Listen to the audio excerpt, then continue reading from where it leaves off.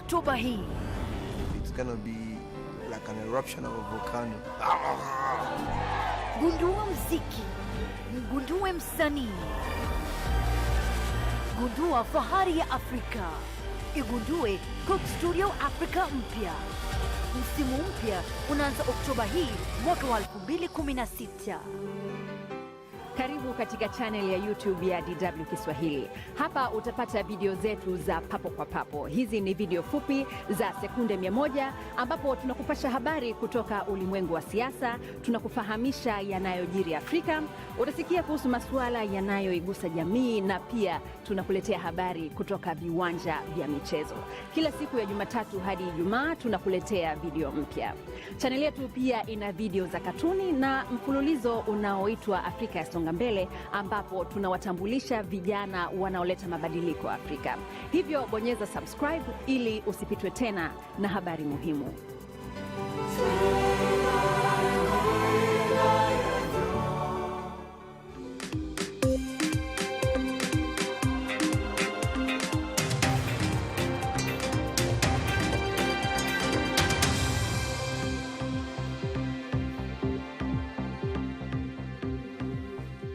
Hujambo na karibu katika Dira ya Dunia kutoka idhaa ya Kiswahili ya BBC, ikikuletea dakika 30 za habari, maelezo, uchambuzi, maoni na michezo. Mimi ni Zuhra Yunus nikiwa hapa London. Na sasa tuangazie taarifa nyingine zinazogonga vichwa mbalimbali vya habari duniani kwa wakati huu. Matangazo yetu ya redio yanaweza kusikika pia kupitia tovuti yetu bbcswahili.com. Hii ni Dira ya Dunia kutoka idhaa ya Kiswahili ya BBC. Mimi ni Zuhra Yunus. Karibu tena katika Dira ya Dunia kutoka idhaa ya Kiswahili ya BBC. Mimi ni Zuhra Yunus. Habari kuu usiku huu. Charles Hillary atakuwa hapa na habari hiyo pamoja na nyingine kadhaa za michezo baada ya muda mfupi. Hii ni Dira ya Dunia kutoka idhaa ya Kiswahili ya BBC London. Mimi ni Zuhra Yunus. Karibu tena katika Dira ya Dunia kutoka idhaa ya Kiswahili ya BBC. Uko nami Zuhra Yunus. Sasa moja kwa moja kwake Charles Hillary na taarifa za michezo. Asante sana Zuhra Yunus, na tuanze basi kwa taarifa za soka. Ni Joe Wilfred Songa huyo akikamilisha taarifa hizi za michezo. Zuhra. Shukran sana Charles Hillary kwa taarifa hizo za michezo. Na sasa tutupie macho ukurasa wetu wa internet bbcswahili.com. Hapa utaweza kupata taarifa mbalimbali za kina na vile picha, video na michezo. Na kwa habari hizo hatuna cha ziada. Usikose kuungana nasi kesho panapo majaliwa. Kwa niaba ya wote waliofanikisha matangazo haya na watakieni nyote mlale unono.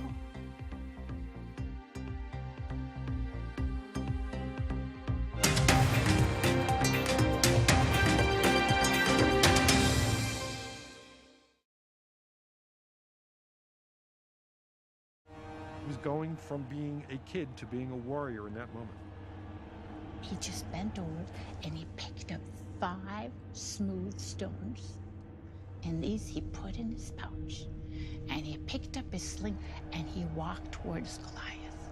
And Goliath sees him and he goes, "What?"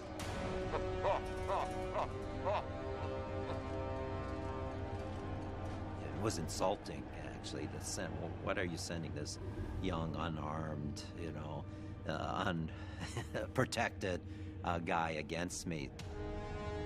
The Philistine curses David and vows to feed the Israelites flesh to the birds and the wild animals.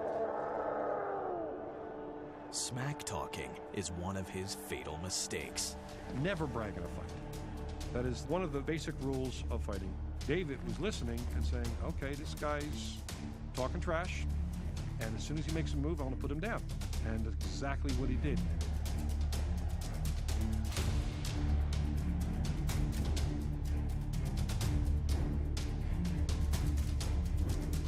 You can get a stone of a quarter pound, and a sling can hurl that at a couple of 100 miles an hour. That's like a whip. You know, when you crack a whip, you hear that sound? That's because the tip of the whip is going faster than the speed of sound. It's a sonic boom, it's breaking the sound barrier. That stone can hit with a great degree of speed and a great amount of force. According to the legend, all it takes to fell the giant is one shot. But for Goliath, the worst is yet to come. He kills him with his own sword to add insult to injury. Then goes, finds his family and kills them. You know, David is seen as kind of this writing poetry and playing the flute or something. This guy was a killer. Since the Middle Ages, he's been depicted as, you know, this red beast with horns and pitchfork and hoofs and tail. Rajmati Kori was 14 when she dropped out of school. Her parents arranged her marriage to a boy a little older from a neighbouring village. Rajmati had little say in what she wanted. At 17, she is living with her parents until they decide to send her to her husband's home. Till then, they expect her to tend to household chores, work in the fields and look after her younger siblings. I really want to continue studying, but married girls in my village don't go to school. It's better to marry when you're older and make your own decisions. I never saw him until the marriage. I had no choice. It was arranged. Nepal hosted its first Girls' Summit in March as part of its international commitment to end child marriages by the year 2030. Child marriage is illegal in Nepal. Under Nepali law, the minimum age for marriage for both men and women is 20. But in Daldala village, Kapilvastu, in Nepal's southern belt, nearly every household has a young girl or boy who married before they were 15. Bindabasini Harijan is a former child bride and an outspoken advocate against the practice. Girls are married off early to avoid paying a large dowry, to get a good husband and for families to earn religious merit. People believe married girls are protected from unwanted sexual advances. At times, it's an uphill struggle. Public figures speak against child marriage, but they practice it within their homes. How can we expect change? Government officials acknowledge that Kapilvastu has one of the highest rates of child marriage in the country. They say legislation and law enforcement alone cannot bring change.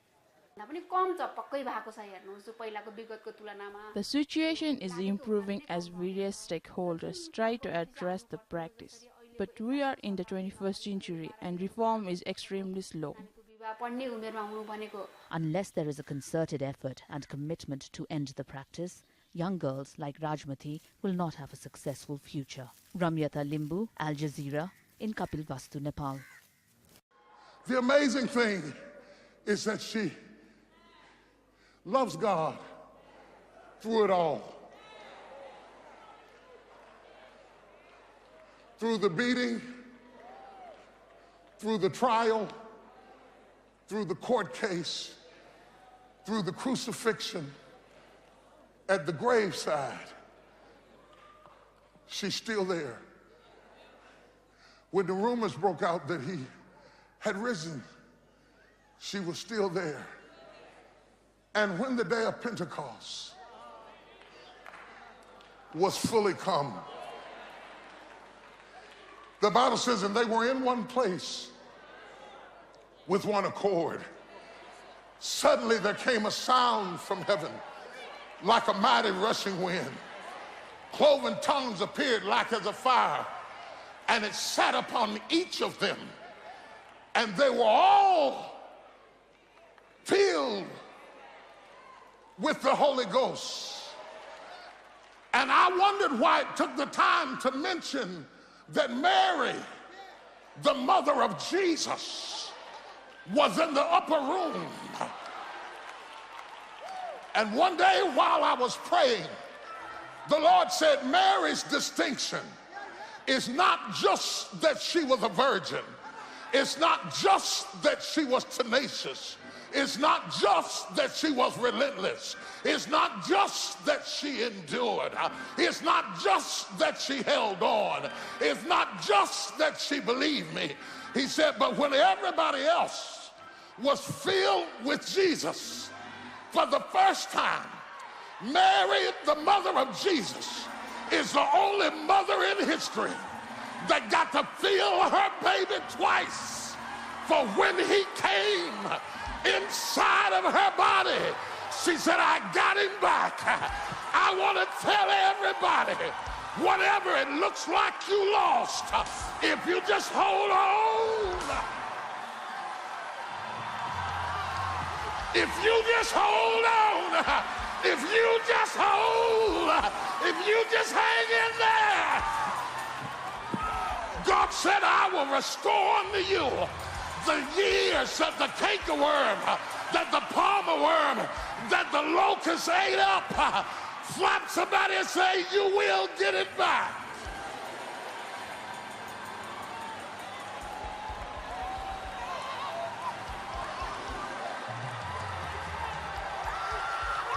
You will. You will. You will. You will. Yes, you will. I wish I had a praiser. I wish I had a praiser.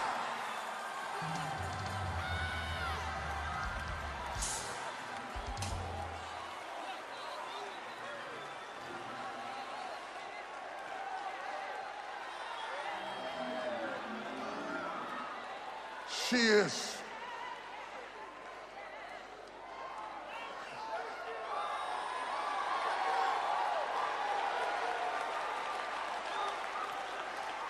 She is the only mother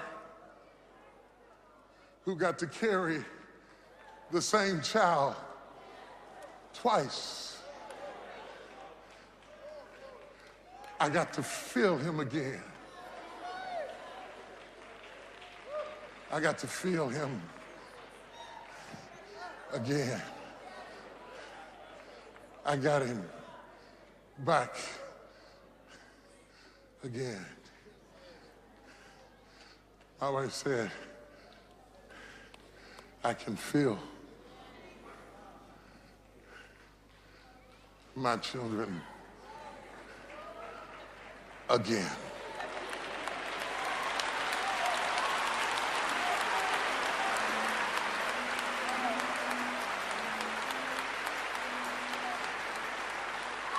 Join hands with somebody, leave no one untouched. You don't need the word when everything works out. You need the word in the middle of the storm and the test and the confusion and the chaos.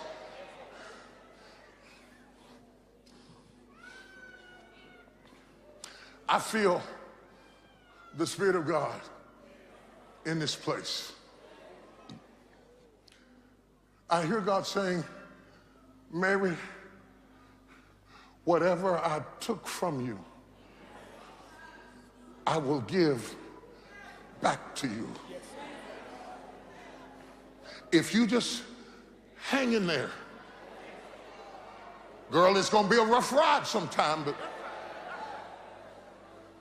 you're gonna cry sometime, and you're gonna be scared sometime. Read your Bible all you want to, but you're gonna be scared, nervous, worried, perplexed, confused, walking through the house murmuring to yourself, sitting on the side of the bed at 2 o'clock in the morning, looking out the window into the darkness of the night, trying to see something that is unseeable and know something that is unknowable. But if you hang in there, boy, if you don't quit, if you just trust me, I'm gonna bring you through this. Don't bail, don't run, don't jump, don't back up, man, just because you're scared and just because you don't understand everything. Joseph, just hang on in there. I got a plan. I'm working on something, and you gotta trust me when you can't trust me.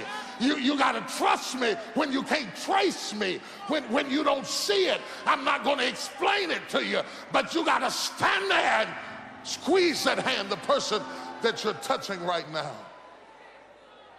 The person that you're touching right now has been trusted with trouble.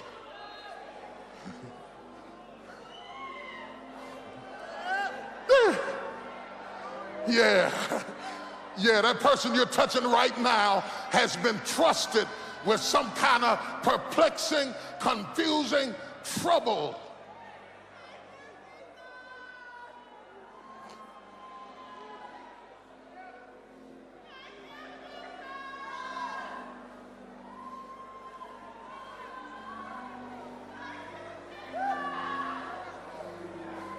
Yeah. Squeeze their hand. It's complicated. The reason they don't talk to you is because it's complicated. It's difficult. Their stories got all kind of side roads and back roads and alleys and potholes and situations and circumstances. Yes, it's got some benches and trees and some nice stuff, but it's also got some rocks and some holes and some tough stuff. And it's squeeze their hand because sometimes it is so hard to be them. Yeah. Sometimes it's nice, but sometimes it's hard.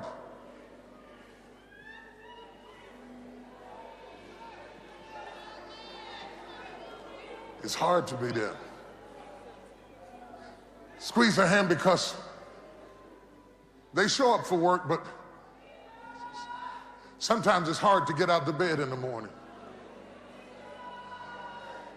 They get all dressed up and they smell good, but sometimes they don't even feel like combing their hair.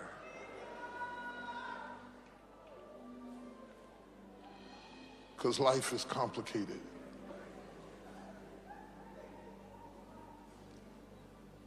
But this Sunday morning,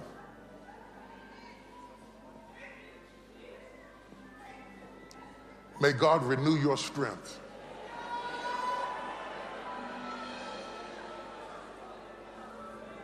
May you run and not be weary. May you walk and not faint. May you mount up on wings like eagles. This Sunday morning, I pray that you would fly again, that you would laugh again, that you would run again. I pray that you would take a real deep breath and live again. The anointing of God is on you.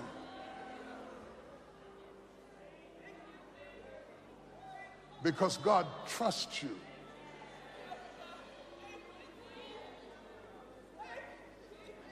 He trusted you with your life.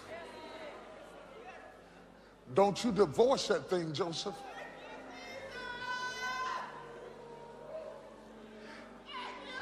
He trusted you, as complicated as it is, that you would learn how to be consistent in spite of complications. He knew when he trusted you that you were going to need him. He knew it, but he's been waiting on you to know it. He gave you an assignment that was too big to do by yourself, that sooner or later you would humble yourself and say, God, I can't take it without you. I can't make it without you. I can't do it without you.